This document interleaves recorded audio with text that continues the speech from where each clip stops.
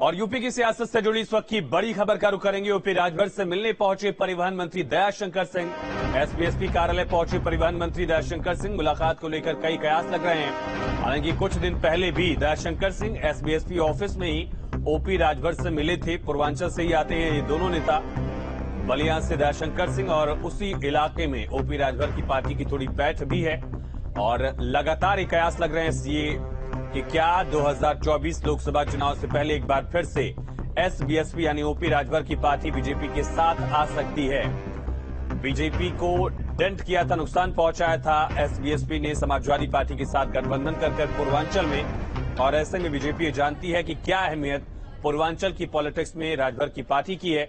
राजभर की पार्टी खुद अपनी बदौलत सीटें न जीत पाए, लेकिन वो किसी दूसरी पार्टी के साथ गठबंधन करके हराने और जिताने का मादा कई सीटों पर रखती है और उसका असर भी देखा गया है पूर्वांचल में, क्योंकि 56 सीटें 7वें फेज में थी। याद करिए 28 सीटें बीजेपी और 28 सीटें एसबीएसपी प्लस एसपी गठबंधन को पूर्वांचल में मिली थी।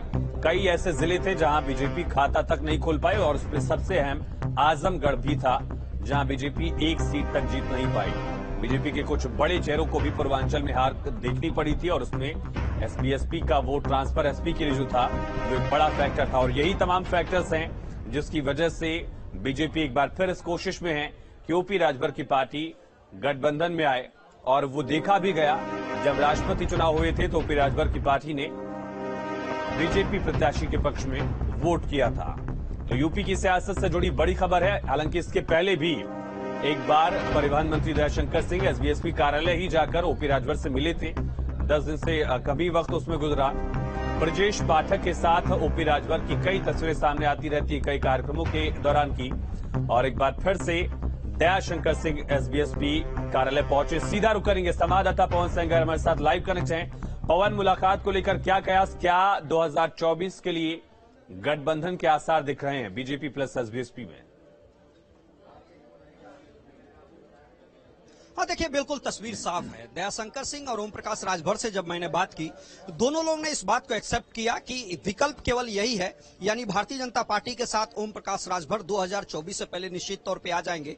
और दयाशंकर सिंह ने क्लियर कट कहा कि बीजेपी बाहें फैला करके ओम प्रकाश राजभर का स्वागत करेगी। राष्ट्रीय नेतृत्व तय करेगा कि कौन सा दिन होगा, किस मुहूर्त में वो भारतीय जनता पार्टी के साथ गठबंधन करेंगे। वहीं ओम प्रकाश राजभर ने दो बातें कही।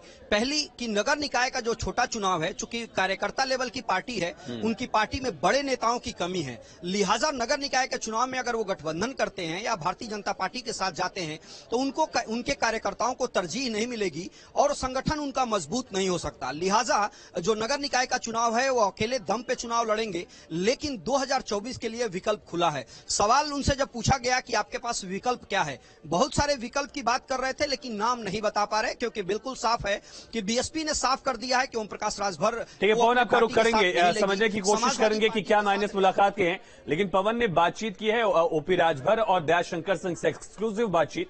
देखिए क्या कहा उन्होंने।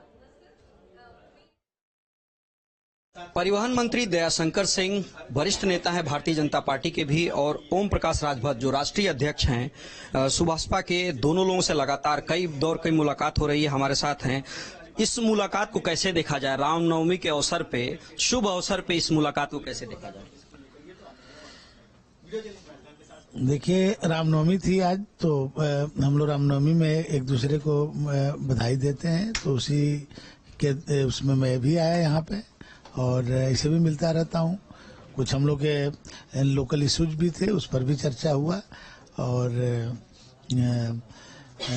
कुछ राजनीतिक चर्चाएं भी होती रहती है जब दोनों आदमी मिलते हैं। तो नहीं, 2 कदम आप आगे 2 कदम आप आगे, लगातार ये चल रहा है, तो इसको आगे के लिए देखा जाए।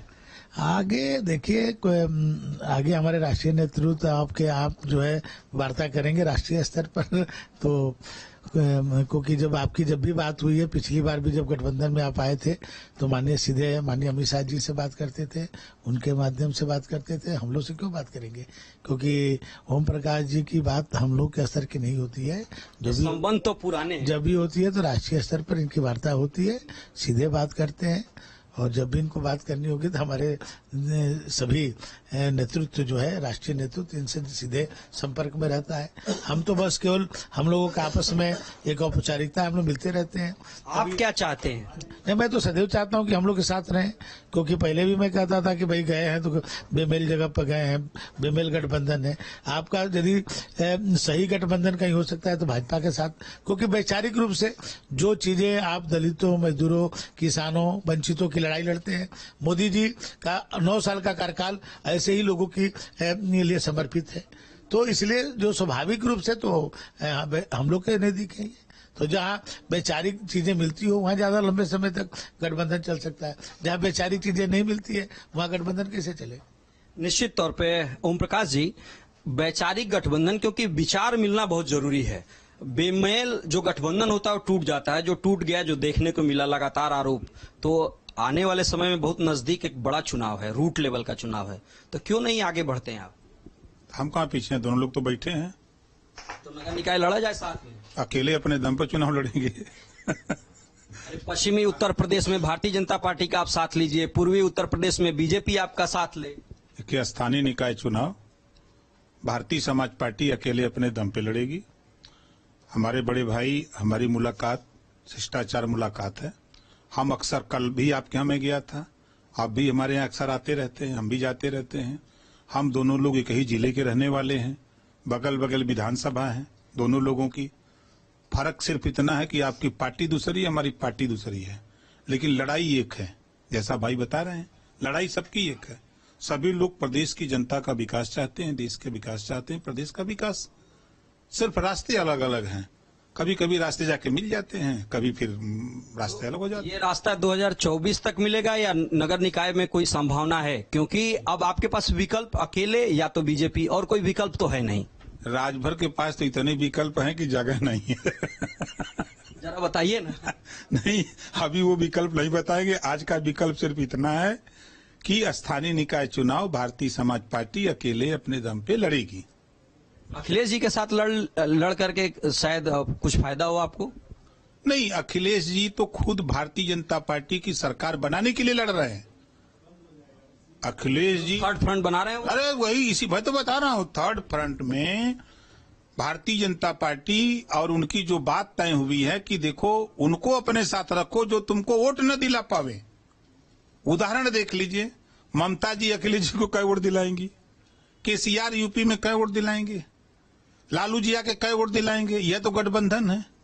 नहीं, वो तो यूपी में अखिलेश दिलाएंगे, बाकी जगह वो लोग दिलाएंगे। कहाँ दिलाएंगे? अखिलेश जाकर कई वोट केसीआर को दिलाएंगे, अखिलेश जी जाकर के बंगाल में कई वोट दिलाएंगे, अखिलेश जी बिहार जाके कई वोट दिलाएंगे। ओम प्रकाश राजभर वोट दिला सकते हैं बिहार में, वोट दिला सकते हैं महाराष्ट्र में, वोट दिला सकते हैं दिल्ली में। भले हम 500 वोट दिला में 1000 2000 दिला सकते हैं, लेकिन अखिलेश जी चाहते हैं कि माननीय मोदी जी प्रधानमंत्री बने, ईडी सीबीआई से हम बचे रहें। बस इतना उनकी मंशा। इस नाते तीसरा फंड बनाते हैं। अगर वो वास्तव में लड़ाई लड़ना चाहते हैं तो बंगाल में स्टूल पर न बैठ करके मायावती के यहाँ कुर्सी पे क्यों नहीं बैठते, सोनिया के यहाँ कुर्सी पे क्यों नहीं बैठते, ओम प्रकाश राजभर के यहाँ कुर्सी पे क्यों नहीं बैठते? ये क्यों जाकर के वो तीसरा फंड, दूसरा फंड बनाओ। तीसरा फंड की बात की जरूरत कहाँ है? थर्ड नंबर खुदा बता रहे हो कि हम थर्ड फंड बना रहे हैं, तो तीसरे नंबर थर्ड वालों का कहाँ गिनती होती है? पहले मेरिट वालों का होता है, तब फर्स्ट क्लास, तब सेकंड, थर्ड वालों को दिलोगा जायदा थर्ड वाला है। परिवहन मंत्री कह रहे हैं कि वो तो चाह रहे हैं कि आप आ जाइए और जल्दी आइए, तो क्यों देरी कर रहे हैं? ऐसी कौन सी मजबूरी है जो देरी कर रहे हैं? कहाँ मजबूरी है महाराज? हम दोनों लोग तो सामने बैठे हैं, आपके सामने देख ही रहे हैं। हम दोनों लोग तो साथ हैया हैं, कहाँ अलग हैं? काहे नगर निकाय में भाग रहे हैं आप? नहीं, निकाय देखिए छोटा चुनाव है, पार्टी बड़ी उनकी भी है, हमारी भी पार्टी बढ़ रही है।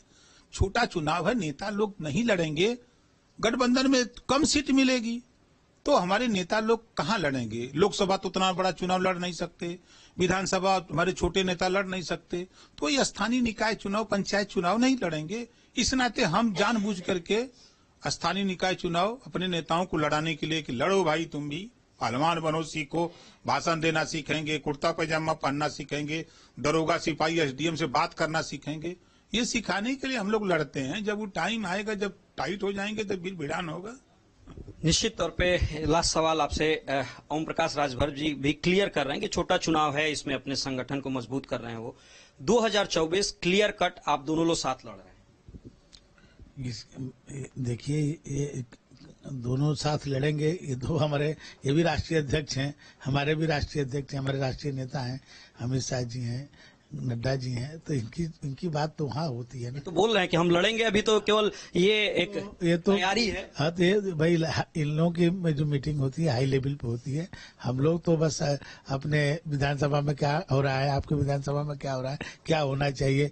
अभी हम लोग इनके विधानसभा में कटाना है, अभी एक्सप्रेसवे का वहाँ दिक्कत आ रही है हम लोग की जनता की, उसकी है, वहाँ एक डिपो बनने वाला है, उस पर हम लोग की चर्चा हो रही है।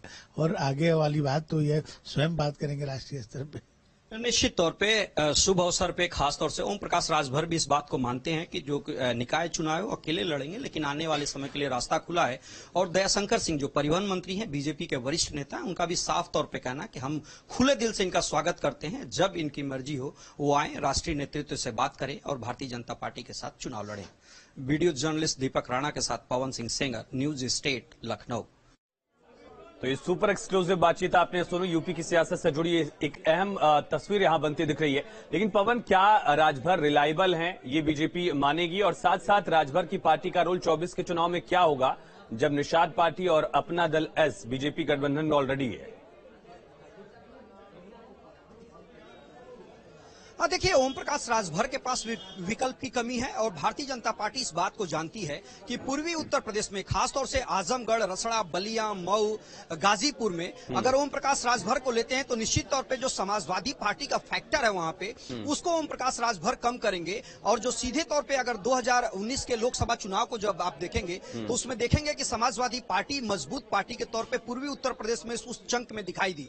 और ओम प्रकाश राजभर अगर भारतीय जनता पार्टी के साथ जुड़ते हैं तो जो सिनारियो उपचुनाव में भारतीय जनता पार्टी ने बनाने का काम किया उसमें प्लस ऐड हो जाएगा और निश्चित तौर पे 2024 में उसका लाभ मिलेगा। और ओम प्रकाश राजभर भी इस बात को जानते हैं कि अकेले दम पे, जैसा कि उन्होंने खुद कहा कि अकेले दम पे वो लोकसभा का चुनाव या विधानसभा का चुनाव नहीं लड़ सकते। उनके पास इतने बड़े नेता नहीं है कि पूरे उत्तर प्रदेश में और अलग अलग जगह पे वो टिकट दे सके, लिहाजा उनको साथ की जरूरत है। और भारतीय जनता पार्टी से मुफीद पार्टी ओम प्रकाश राजभर के लिए नहीं है। तमाम जानकारी के लिए पवन आपका बहुत शुक्रिया। तो एक इंपॉर्टेंट तस्वीर यहाँ डेवलप हुई है, हालांकि कब इसका औपचारिक ऐलान किया जाता है ये देखना होगा। इसी बीच एक बड़ी खबर है लखनऊ से ही, बीजेपी की एक अहम बैठक से जुड़ी बड़ी खबर, जिसमें पार्टी के तमाम अधिकारी शामिल हुए। इस बैठक के बाद ओबीसी मोर्चा के प्रदेश अध्यक्ष और मंत्री नरेंद्र कश्यप ने अपनी तैयारियों पर बातचीत की। ये दावा किया कि प्रदेश में होने वाले निकाय चुनाव को लेकर उनका मोर्चा तैयार है। साथ ही ये भी दावा किया कि निकाय चुनाव में हर कीमत पर उनकी ही पार्टी जीत दर्ज करेगी और निकाय चुनाव को 2024 के लोकसभा चुनाव से जुड़ा हुआ भी वो बता रहे हैं।